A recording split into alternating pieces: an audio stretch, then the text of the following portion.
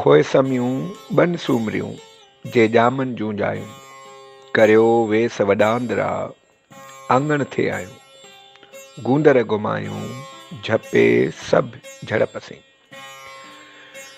टिनि सिटुनि ते मुश्तमिल हज़रत शाह अब्दुल लतीफ़ भिटाई रहमतुल्लाह अलैह जो ही बेत सुरकामूड मां वरितो वियो आहे ऐं दास्तान नंबर 1 जो शेर आहे ऐं मर्तबा आहिनि अलामा आया काज़ी। ऐं ॿुधंदड़नि खे इहो ॿुधाईंदो हलां त अॼोके हिन शेर खे सिर्फ़ु ॻोल्हण में मूंखे तक़रीबन 5 खां 6 कलाक लॻी विया आहिनि त उनखे मुख़्तलिफ़ रिसालनि में ॻोल्हींदे वर्क उथलाईंदे हेॾे होॾे आख़िरकार I succeeded in searching and finding these 3 lines stanza of Hazrat Shah Abdul Latif Bhittai. I recite again for all the listeners. Khoe samyun ban sumriyun je jaman jun jayun karyo ves vadandra angan the ayun gundar gumayun झपे सब झड़प से। हज़ब मामूल असां वांखे उहे नवां लफ़्ज़ जेकी इन शेर में असां तव्हां महसूसु कंदासीं उन्हनि जे बारे में अव्हांखे उन जो माना ॿुधाईंदुसि। पहिरियों लफ़्ज़ आहे खोए। खोए मतिलबु खूह खॾ वग़ैरह ऐं ॿियो लफ़्ज़ आहे बन माना बि साॻी हुन जी माना माना सिनानियम आहे हिन जो ठीकु। ऐं बाक़ी कास्ट आहिनि समियूं सूमरियूं ऐं ॼामनि इहे कास्ट आहिनि। Ancient costs in Sindh, these are the cost names, Samyu, Sumriyu and Jaman. So, Vadandra, Karyo Vesa Vadandra, Angan the ayun. Vadandra means Ala, Uttam, Maha. तव्हां ॾिसंदा हूंदव त अक्सर करे शाही जेकी ख़ानदान सां तालुक़ रखंदा आहिनि जेकी औरतूं हूंदियूं आहिनि उहे मतिलबु त बाक़ाइदे महा ऐं आला क़िस्म जी शानदार नमूने सां पोशाक वग़ैरह बि पाईंदियूं आहिनि। उन खां अलावा उहे अङण ते अक्सर करे वेठे नज़र ईंदियूं आहिनि। तव्हां अक्सर करे फिल्मुनि में ॾिठो हूंदो ईअं ऐं प्रैक्टिकल लाइफ में बि शायदि ॾिठो हुजे। असां त ॾिठो आहे पर तव्हां मथां शायदि न गुज़रिया हुजो न तजुर्बे मां। सो करियो वेस वॾांदरा अङण थी आयूं अङण थे आयूं करियो वेस वॾांदरा अङण थे आयूं गूंदर घुमायूं। गूंदर माना ॾुख चिंता ख़्याल तात घुमायूं यानी गुम करे छॾणु गायब करे छॾणु झपे सभु झड़प से। Now you might have got an idea that what these 3 lines of Shah Abdul Latif Bhittai suggest that there were women, they belonged to the royal families and they always decorated themselves and with costumes, well dresses, and the day came, they all were swept away, and they became the part of a ditch or a grave one day in life. They were no more now. Once who were admired for their beauty, for their color of dresses, for their wearing and tearing, and for elegant looks that they always wore, on their faces, the clothes, beautiful clothes, dresses they wore, which made them look extinguished than the other women. They all are no more now, and they have become a part and parcel of ditch, or call it grave, allegorically speaking or symbolically speaking. हाणे आउं पंहिंजे हिन ॿुधंदड़नि जे लाइ सभ खां पहिरियां त हिन शेर जो तव्हांखे ॿुधायां त हीउ शेर कुल 2 हिसनि में विरिहायल आहे। आहिनि 3 सिटूं पर 2 हिसनि में विरिहायल आहे। जेतिरो मां सम्झो आहे, जेतिरी मुंहिंजी हिकिड़ी सम्झ आहे ऐं जेतिरो आउं गुज़िरियल 15-16 सालनि खां शाह जे रिसाले खे पढ़ंदो थो अचां मुसलसल, ऐं उन शेर जे हिन खे पहिरियों ई सिट आहे त खोए समियूं बन सूमरियूं जे ॼामनि जूं जायूं। नाओ हाणे हिन हिकु सिट में त असांखे उन्हनि सभिनी जी ख़बर थी पवे न, उन राणियुनि जी, उन्हनि शहज़ादनि जी, त उहे उन्हनि करियो वेस वॾांदरा अङण थे आयूं जेके कंहिं दौर में ज़बरदस्त पोशाक पाए करे रंग ढंग करे ऐं बाक़ाइदे हिकिड़े अमीर नज़र सां माण्हू उन्हनि खे ॾिसंदा हुया। गूंदर घुमायूं झपे सभु झड़प सी। Now the last line is very important. त आख़िरकार उहे हिकु ॾींहुं ॾुख में ग़म में चिंता में परेशानियुनि में उन्हनि जे वर चढ़ी वियूं ऐं झपे सभु झड़प से। ऐं हिकु झप में the blink of an eye They all were no more now. They were no more in this world. हाणे जॾहिं मां टिनि सिटियुनि खे पढ़ां पियो त अलाए जो शो मूंखे माना हज़रत शाह अब्दुल लतीफ़ भिटाई जो वर्ल्ड लेवल ते कंटेम्परेरी हिकिड़ो पोइट आहे ऐं इंग्लिश ब्रिटिश पोइट आहे, वॾो मशहूरु पोइट आहे, जंहिंखे प्रिंस ऑफ क्लासिज़म बि चवंदा आहिनि, एलेक्जेंडर पोप। उन जो मशहूरु classical poem the rape of the lock, उन जूं कुझु सिटियूं बि नज़र मूंखे आयूं माना ज़हन में।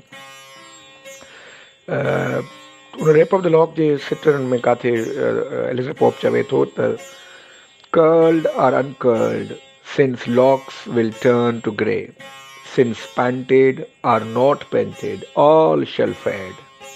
ऐं हिकिड़े हंधि त ईअं बि आहे त जेका सेंट्रल करेक्टर हूंदी आहे बेलिंडा, उनखे मुखातिब थी करे general from particular to generalise Alexander Pope कनि था। उहे चवनि था त when after millions slain yourself shall die, when after millions slain yourself shall die, when those fair suns shall set, suns mana eyes, when those fair suns shall set, as said they must, and all those traces means hairs shall be laid in dust। यानी वो Alexander pope बिलिंदा खे चवे थो त माना central character खे त जॾहिं लखे तुंहिंजे नेणनि जे करे कुसिजी विया आहे बिलिंदा, तूं बि न रहंदीअ, ऐं उहे निर्मल नेण बि हिकु ॾींहुं हमेशह लाइ बंदि थी वेंदा, ऐं उहे सभु जेके गैसूं बि आहिनि हिकु ॾींहुं मिटीअ में दफ़न थी वेंदा। हाणे त हुन शाह साहिब जे वापसि त इहा मां छो हिकिड़ी एनोलॉजी या सिमिली ॾियण जी कोशिशि कई आहे, अचो मां तव्हांखे वरी ॿुधायां थो उहो शेर। त छो जो मुंहिंजो वरी हिननि शाह जे रिसाले ते अंग्रेज़ी अदब सां माना कंपेरेटिव एनालिसिस सां बुक बि अंग्रेज़ी में बि उहो ईंदो इनशाला वेरी सून, ऐं सिंधीअ में बि साइमल्टेनियसली साॻी ॿोलीअ में। सो आऊं हिकु दफ़ो वरी उहो टिनि सिटुनि ते मुश्तमिल शेर खे वधायां थो मां सभिनी लाइ त खोए समियूं ॿनि सूमरियूं जे ॼामनि जूं ॼायूं, करियो वेस वॾांदरा अङण थे आयूं, गूंदर घुमायूं झपे सभु झड़प C. Curled or uncurled, Alexander Pope चवे थो, curled or uncurled, since locks will turn to grey, since painted or not painted, all shall fade, when after millions slain yourself shall die, when those fair suns shall set as said they must, and all those traces shall be laid in dust। हाणे तव्हां अंदाज़ो लॻायो त ऐं सोचियो इहा ॻाल्हि जेकी माण्हू ठाठ वारी ज़िंदगीअ ते यकीन रखंदा आहिनि, मसनूई माना ॾिखाव वारी ज़िंदगीअ ते यकीन रखंदा आहिनि, ऐं ॿियनि माण्हुनि जे अॻियां माना ईअं मेंटेन करण जी कोशिशि कंदा आहिनि त ॼण त दुनिया जा सभई माना जेकी बि ऐशो इशरत आहिनि उन्हनि वटि मौजूदु आहिनि, ऐं जेकी उन्हनि वटि जेका रहणी करणी आहे उनजी तमामु आलीशान आहे, उत्तम आहे ऐं आला आहिनि, ऐं दुनिया में ॼण त ॿिया माण्हू सभु जिप्सीज़ आहिनि ऐं उहे ई माण्हू सभु सुपीरियर आहिनि, आला आहिनि, ऐं उन्हनि खां उहे ई दुनिया बि उन्हनि खां शुरू थिए थी, ख़तम बि उन्हनि ताईं थिए थी। छो जो शाही ख़ानदाननि में अक्सर करे ईअं थींदो आहे, तव्हां ॾिसंदा हूंदव त उहे माना ख़ासि करे सब कॉन्टिनेंट में अॻे जेके मुग़ल हूंदा हुआ उहे त माना मशहूरु हूंदा हुआ, ठीकु आहे। सो खोए समियूं ॿनि सूमरियूं जे ॼामनि जूं ॼायूं, करे वेस वॾांदरा अङण थे आयूं। केॾा बि माण्हू वेस करे, केॾा बि माण्हू ड्रेस करे पाए, ऐं ज़मीनी ज़िंदगीअ में माण्हूअ खे बज़ाहिर त ईअं महसूसु थींदो हुजे त उहे जेकी बि वॾा वॾा तारीख़ी जेकी बि किरदार हुया उहे कंहिं दौर में वॾा नाला हुया, पर अॼु कंहिंजो बि को बि नालो कान्हे। करियो वेस वॾांदरा अङण थे आयूं, जेकी माना वॾा वॾा पोशाक पाए, वॾियूं पोशाक पाए करे ईंदियूं हुयूं, शान शौक़त सां ईंदियूं, ठाह ठूह सां ईंदियूं हुयूं, उहे बि कान आहिनि दुनिया में हाणे। छो कान्हनि? छो जो झपे सभु झड़प सी। मौत जेको आहे न, फनाइयत आहे न, जेका इंसानियत खे माना बेबकाई जेका आहे ज़िंदगीअ खे, उहो झपे सभु झड़प सी। हिकु ॾींहुं सभु झपे सभु झड़प सी। मौत सभिनी खे झपे माना झपींदो ऐं उनखे झड़प सी हिकु झलक में, द ब्लिंक ऑफ एन आई, ख़तमु थी वेंदो सभु कुझु। पर हिते त वरी गूंदर घुमायूं माना ॾुख जे बारे में आहे, उन्हनि जे बारे में। उहो ॾुख जे बारे में उन करे जो शाही ख़ानदाननि में अक्सर करे ईअं थींदो आहे त कंहिं बि बादशाह जा को हिकु माना मिस्ट्रेसिस जेकी हूंदियूं आहिनि उहे कान हूंदियूं, उन खां वधीक हूंदियूं आहिनि, उन करे बि शायदि they may be melting under the pain that when they might have been ignored by their husbands or kings. So अॼु उहे सभु को बि न आहे, सभु कुझु फना थी वेंदो, कुझु बि न वणंदो, न वॾाई, न शानो शौकत, न ठूअ ठा, इहे सभु शइ ख़तमु थी वेंदी।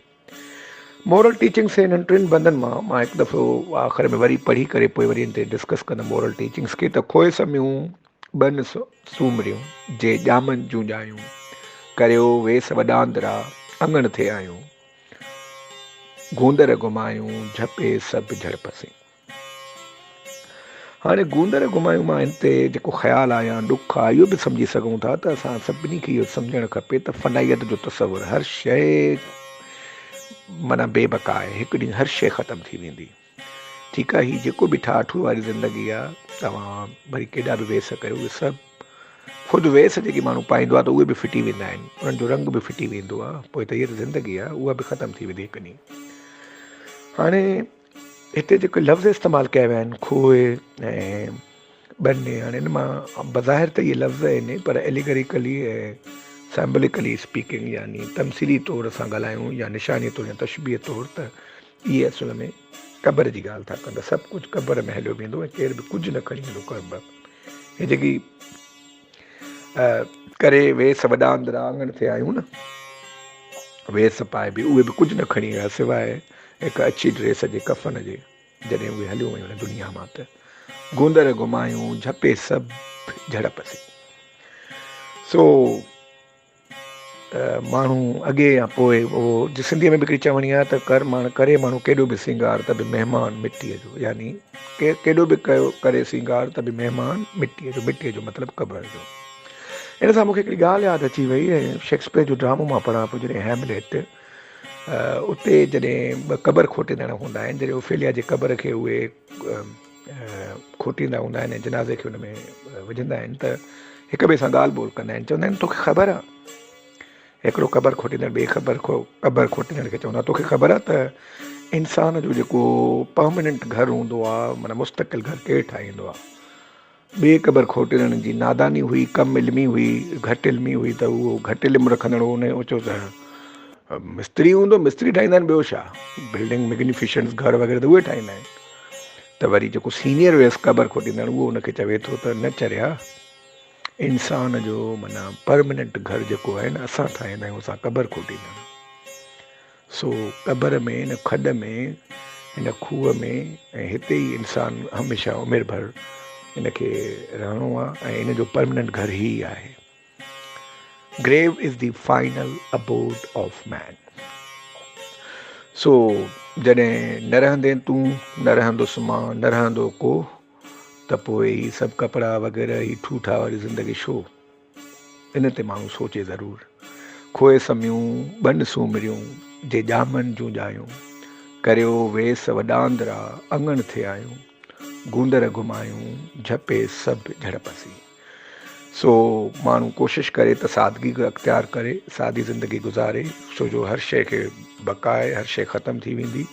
त उन लाइ इहो ठाठू ॿियनि जे अॻियां पाण खे पाण वणाइणु या अना ॾेखारणु, छो जो ईगो इज़ एनिमी हिकिड़ो बुक आहे, हिकिड़े मशहूरु अंग्रेज़ लिखियो, मां ताज़ो हुनखे पढ़ी ख़तमु कयो आहे, मूंखे हुन तकड़ में हुन नालो विसरी वियो आहे, छो जो अॼु सॼो ॾींहुं आऊं पियो पढ़ां पियो त हुनजे करे विसरी वियो। त उन में हू चवे थो त ईगो जो मक़सदु इहो न आहे त मगरूरी, ईगो जो मक़सदु इहो बि आहे जो को पाण खे ॾेखारे, कपिड़नि पाइण में ॾेखारे, ॻाल्हाइण में ॾेखारे, या पाण खे कंहिं ॿिए तरीक़े सां यानी महसूसु कराए, त उहो बि माण्हू ईगोइस्ट आहे। सो जेकॾहिं करियो वेस वॾांदरा अङण ते आयूं, they were also driven by their ego. गूंदर घुमायूं, and what happened to them, sorrows swept them away, झपे सब झड़पसी in the blink of an eye. Those women who were well decorated, belonging to affluent families, high class families, wearing chic and beautiful and high branded clothes, considering themselves the most beautiful creatures on the planet Earth, they are no more now. They have been buried and buried inside the grave. So, since painted or not painted, all shall fade, and all those traces shall be laid in dust.